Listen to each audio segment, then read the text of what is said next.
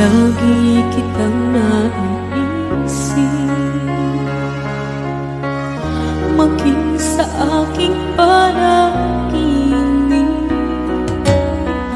Ninanais na makita